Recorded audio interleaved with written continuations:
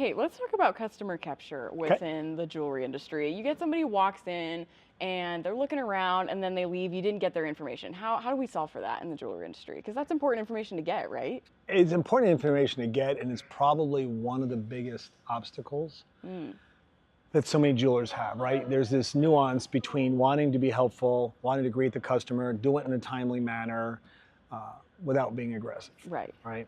And you can really unpack this. There's ways you want to sort of identify the customer's behaviors, their pace, their focus, and try to adapt to that. I think one, it's critical to be on the customer's agenda, right?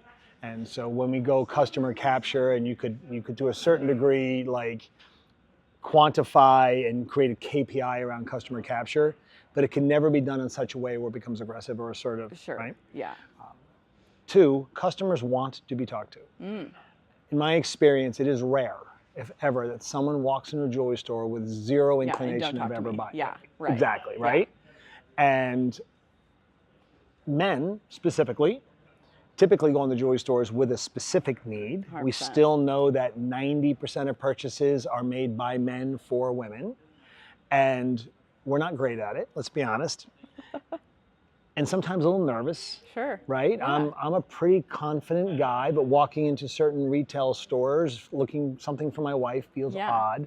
So having someone come up to me and greet me and talk to me is extremely important. Yeah, absolutely. The customer capture process, look, the reality is most conversion rates are around 80 or 20%.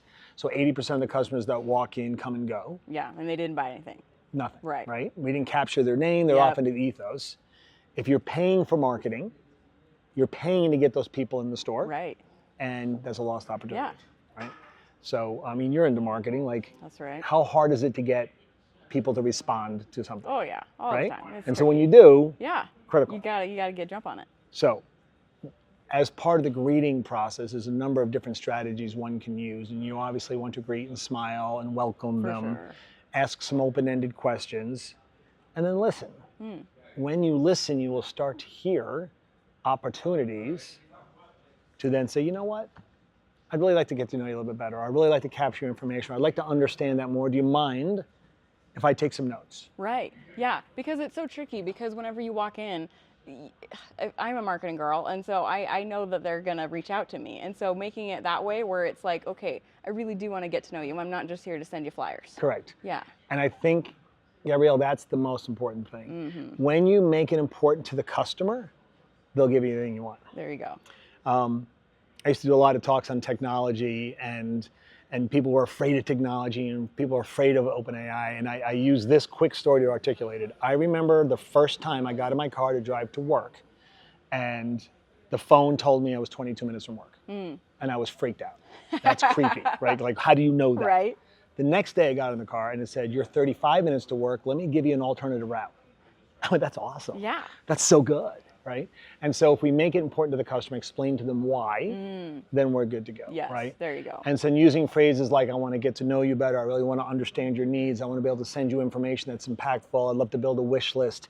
Like, all of those make it very easy to say, let me take a few notes. Yeah, absolutely. Now, I go back 30 years ago where I would take a few notes. It was a pen and a piece of paper, and that was fine.